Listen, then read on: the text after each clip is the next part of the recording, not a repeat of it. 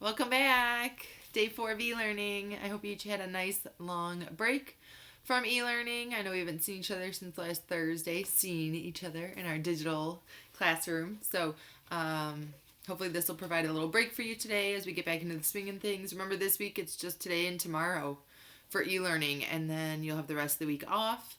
And all of next week, spring break. Hopefully it'll warm up and you guys can get outside a little bit. Maybe you built a snowman yesterday. I don't know. It was snowing a little bit, but yeah. So I'm just going to continue reading our next chapter of Space Case. Since it's been a few days, if you were watching it kind of live as it rolled out, where we left off, Dash was in the bathroom talking to Roddy and kind of realized that there were cameras in the bathroom and that possibly Dr. Holtz was recorded and that Nina had lied to him about that. So he didn't really like it. We did get an excerpt from the official residence guide about transportation. So kind of remembering that rocket is coming in. Last I think we read, said it was due in about an hour. So we'll get to know a little bit more about the transportation and the rockets. So chapter 5. Lunar Day 188. So remember, we still haven't moved any days since our story began. Noon. The rocket had originally been scheduled to arrive 17 days earlier. For getting to the moon, though, 17 days late counts as being almost on time. Even though we've been launching rockets for almost 100 years, things still go wrong all the time. It's not like in the movies, where everyone just jumps into their spaceships and flies off whenever they want. Launching a rocket is immensely complicated. It's, well, rocket science. And lots of things can go wrong. Any of the millions of parts can malfunction, a computer can glitch, a storm can move in, a cloud of space junk can drift into the flight path. Plus, heading for the moon isn't something you can do whenever you want. You need a window when the Earth and the moon are in just the right place relative to each other. Miss that window and you might as well unpack your bags. You're going to be waiting a while. Frankly, you're lucky if your rocket takes off within a week of when it's supposed to. One of the original missions for the construction of MBA was delayed for more than a year. And to think, my grandparents say they used to get upset when planes on Earth were delayed an hour. But now the Raptor was almost here. Despite Dr. Holtz's death, there was excitement in the air. Almost every Moonie was gathered in the rec room to watch the rocket's arrival. Yeah, that's right. Even though the Raptor was landing less than a football field away from us, we still had to watch it on TV. This was because the moon has no atmosphere. Therefore, no matter how gently a rocket lands, the retro rockets that slow its descent will still blow away every bit of rock and moon dust below them, shelling everything nearby. NASA built a 20-foot wall around the landing pad to protect MBA, but there isn't a single window oriented in that direction, just in case something makes it over. We don't want our precious glass getting shattered by a rogue moon rock. As it is, we've already lost 2 panels in Solar Array 2 to blast debris. Violet was seated on the floor right in front of the slim screen, along with Inez Marquez, Roddy's little sister and her best friend, and Kamazi Iwani, the only other little kid on base. The 3 of them were pleading for someone to switch the TV to cartoons instead of the rocket's arrival. After hearing about Dr. Holtz's death, Violet had been sad for a few minutes, but had quickly returned to her usual self. The adults weren't paying much more attention than the kids. The first time a rocket had arrived, we'd all sat riveted to the TV. But by now, even this amazing event had become routine. Everyone was socializing, only keeping one eye on the screen while they all talked science and gossip. Roddy was AWOL. He must have still been in the bathroom, covertly leading raids on virtual moons from the toilet stall. The older kids, Cesar Marquez, Roddy's big brother, and the Sojberg twins, Patton and Lily, were all clustered together as usual. Caesar is usually pretty nice to me, but the Sojbergs are jerks. Due to the transitive property of jerkiness, anytime they're around Caesar, he becomes kind of nasty himself. That was it for other kids at NBA. So I was watching the landing with my parents. Looks like Katja's coming in perfect, Dad said, meaning Katja King, the head pilot on the Raptor. Like always, Mom agreed.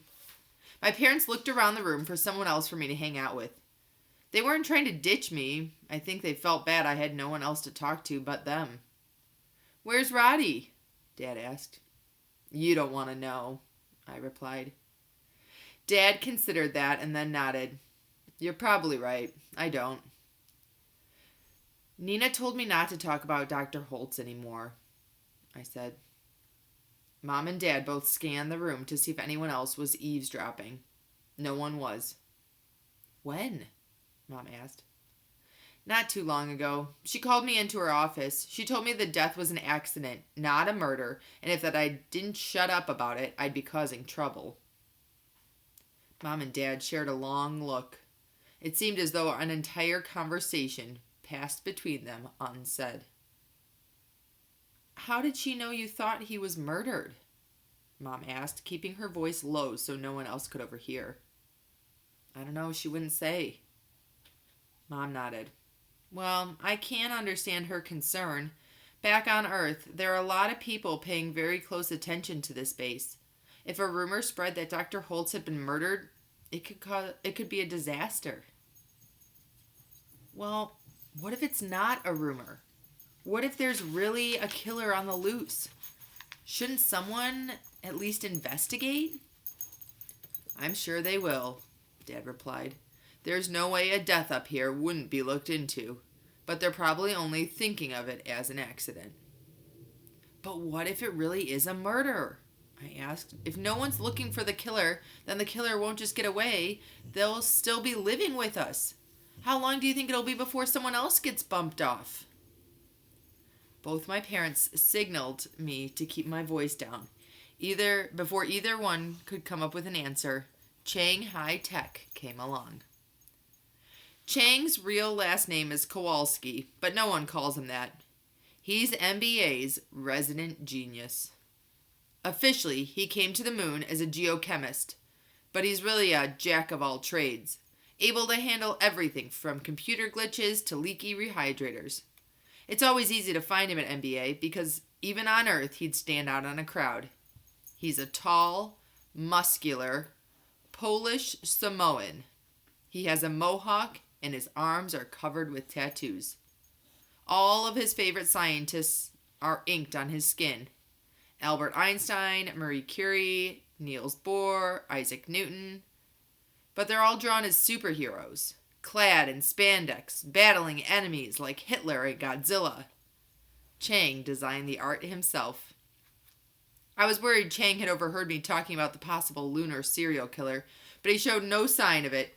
Instead, he was focused on the TV screen watching the rocket. Man, that catches an ace, he said. I'll bet you $1,000 she parks that Raptor dead center on the pad. Dad shook his head. Bet against Katja? Forget it. Okay, Chang said. Then let's bet on which of the newbies pukes during the landing. Dad laughed. Mom rolled her eyes. Rocket travel isn't for everyone. Almost everybody feels motion sickness the first time they go into space. It takes a while to adjust to being weightless. Some people manage to do this quickly. Others spend the trip on a very intimate terms with the zero-G toilet. My parents and Chang knew plenty about the newbies already. NASA had sent the biography files well ahead of time, and all the adults had video chatted several times. It's better to start life on the moon as friends than strangers. I'll put 100 on Maxwell Howard, Dad said. The engineer? Chang laughed. You're backing the wrong horse, pal. I hear that guy's steady as they come. Dad shrugged. I got a hunch. Some of these stoic guys turned out to have the weakest stomachs. My money's on the Russian, Chang said. What's his name? Balnikov? I read the guy's file. Trust me, the guy's a vomit volcano. I don't know what to do with you two, Mom said with a sigh. Dashiell, don't pay one bit of attention to these so-called scientists. They're only having some fun, I said. Yeah, Mom agreed, and they have no idea how to pick a potential puker. If anyone blows chunks, it'll be Jennifer Kim. The geologists are always the first to go.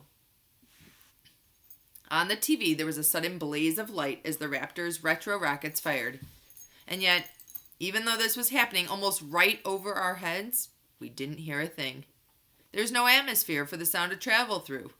What would have been deafening on Earth was bizarrely silent on the moon.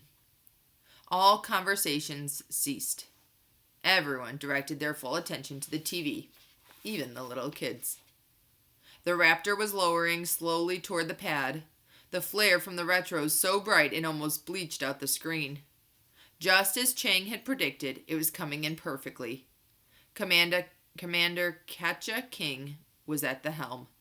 Not only was she the best pilot at NASA, but she'd done this run so many times it was probably routine to her by now. Nina Stack was suddenly at my side. Without so much as a hello, she told me, I need you to do something for me. There's a girl your age coming in on that rocket. Kira Howard, I said. I've heard. You're going to be the welcome wagon for her. I was so surprised I took my eyes off the TV. I thought Caesar was assigned to do that. I changed my mind. Nina didn't even look at me. She kept her gaze locked on the descending rocket. Caesar has other duties, and frankly, you're probably a better representative for Kira anyway, seeing as you're only a few months older than she is. But I'm not prepared, I began. I'm sure you can handle it. Nina walked away before I could raise another protest. Not that I could think of one. Truthfully, I was happy for the assignment. Kira was 12, like me, and I was kind of excited to meet her. Plus, showing her the ropes at MBA would give me something to do for once. Of course, I knew the real reason for my new assignment. Nina was trying to distract me from raising questions about Dr. Holtz's death. On TV, the second round of retros fired. Katja gently guided the Raptor to the landing pad. Below the rocket, dust and rock exploded out in all directions, scouring the blast wall. The Raptor hovered over the pad for a few moments, then set down in the dead center. Everyone cheered. Now that's how you land a rocket, Chang whooped. Way to go, Katja! Nina whistled shrilly, interrupting this celebration. All right, everyone, we have work to do. Those of you on cargo transfer, suit up. Those of you on the welcoming committee, be ready to meet your assignments. Everyone else, stay clear of the staging area. We're going to have enough bodies there as it is. She strode out, having masterfully destroyed any sense of joy within seconds. All the adults dutifully filed after her. So did I. The other kids remained in the rec room. The moment the last adult was out the door, I heard Caesar switch off the rocket feed and turn on Squirrel Force for Violet and her friends. I'd never been assigned a duty for the arrival of a rocket before, so I'd never had a reason to be in the staging area when one came in. It was far more exciting than being asked to make myself scarce. Dad, Chang, Mr. Grizzin, and a few others piled into their spacesuits, prepping for cargo duty. Mom, who'd been assigned to greet Dr. Kim, and I clustered near the main airlock with the others on the welcome wagon. I ended up in the back of the crowd, but I could still get a glimpse outdoors through the airlock window. After a few minutes, 7 people in spacesuits rounded the blast wall. Katja King and her co-pilot, Buster Riesman, were easy to pick out, even though I couldn't see their faces through the reflective visors on their space helmets. They bounded along with the confident, easy grace of people who'd been on the lunar surface many times before, covering several yards with each step in low gravity. Their fellow travelers moved differently. None had ever been on the lunar surface before, and all were having significant trouble figuring out the low gravity. They wobbled, stumbled, and bounded too far. One tripped and face-planted in a pile of moon dust. Only 5 of the new arrivals were officially Moonies, who'd be staying for years. The rest were temps, people who only came for brief stays. Temps might be contractors who installed new equipment, mechanics who repaired broken machinery, or engineers surveying the construction site for Moon Base Beta. In a few days, they'd hop on the return rocket and head back home to Earth. I wasn't even sure how many temps were scheduled to arrive at MBA this time. Besides the 7 people en route to the airlock, I knew there were other passengers I couldn't see, ones who'd remained at the landing pad to unload the rocket. Dad, Chang, and the other movies who had cargo duty were suited up by the time the new arrivals reached the airlock. The cargo team passed through first, emerging onto the surface of the moon, where they did their best to greet the new arrivals. Spacesuits are far less bulky than they used to be, but it's still almost impossible to shake hands in them. The cargo crew then headed for the landing pad. The new arrivals passed through the airlock into the base, and the celebrations began. Greeting new arrivals is one of the happiest times at MBA. All of us at the base are thrilled to have new people there, and all the new arrivals are thrilled to have finally made it. Despite all you've heard about how modern spaceships are so elegant and spacious, they're not. After a few hours on board, you still feel like a sardine in a can. The moment the newbies popped their space helmets off, the base was alive with excitement. All the adults cheered and hugged one another. I was the only greeter who'd never spoken to my assigned newbie. I'd seen some things about her on the news, but since that was vetted by NASA's PR department, I knew it might not be reliable. News reports about Roddy had often referred to him as an impressive athlete. Other than knowing what Kira looked like, I wasn't quite sure what to expect. I wormed my way through the crowd, pausing to say a quick hello to Katja and Buster, and finally found Kira by the airlock. She was standing with her father, Dr. Maxwell Howard. Both had removed their helmets, but still wore the rest of their spacesuits. Dr. Marquez, who was Dr. Howard's official greeter, was talking to them animatedly, though Dr. Howard wasn't paying much attention to him. Instead, he was looking all around MBA, taking in his surroundings. He didn't seem to be either amazed or disappointed. His gaze was very clinical, like he was studying the place. Kira, on the other hand, seemed a bit overwhelmed. Her eyes were nervously darting back and forth. She didn't look very much like her father, who was tall and black. She looked far more like her mother, who'd been Asian. According to Kira's bio, her mother had died from cancer 4 years earlier. "Hi," I said, trying to sound as cheerful and friendly as possible. "I'm Dashiell. Welcome to Moonbase Alpha." Kira didn't appear surprised that I had replaced Caesar. In fact, she seemed relieved there was someone her age to talk to. "Hey, Dash. Nice to meet you." "I know Caesar was supposed to greet you, but... Oh, they let me know about the change as we were landing. It's probably better this way. I know all about you. I've seen all your video logs." "Really?"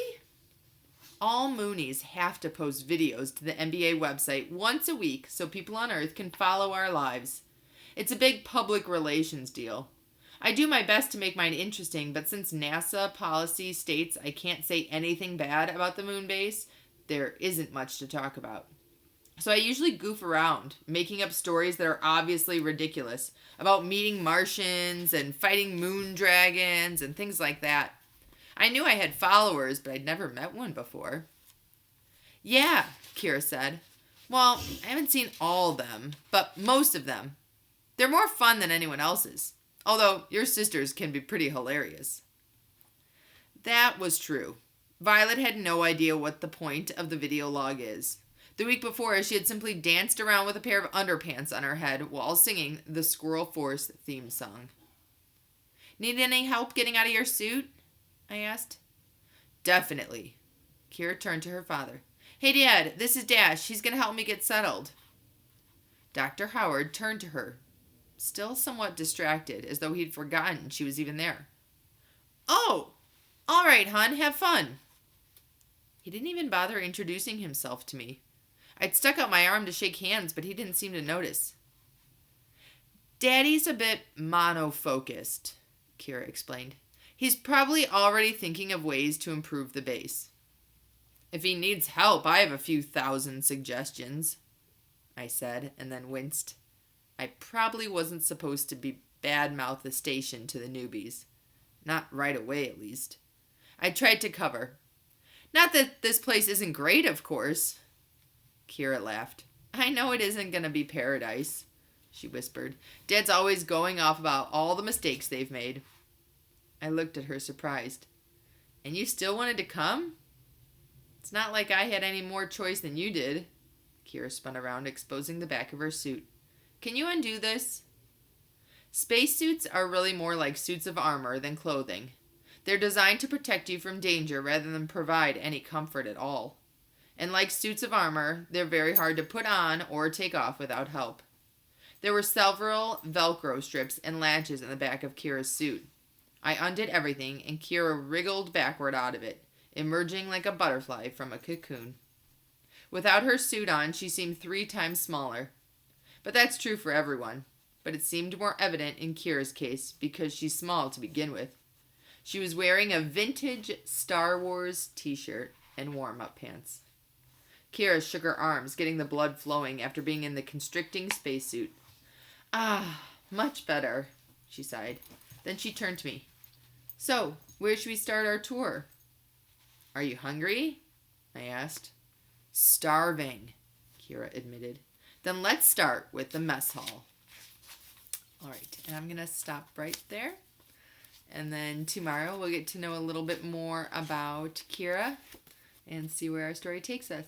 I might do a poll and ask if people are listening, we can keep reading even on days off, but I don't know if you guys want to be logging in to see over spring break. It'll be a long time, so it would just be kind of leaving our story for like a week and a half. So just be thinking about whether you really would log in on days off and if you want me to keep reading, or we'll just save it until we are together soon, which I'm really looking forward to. All right, keep up the good work, guys.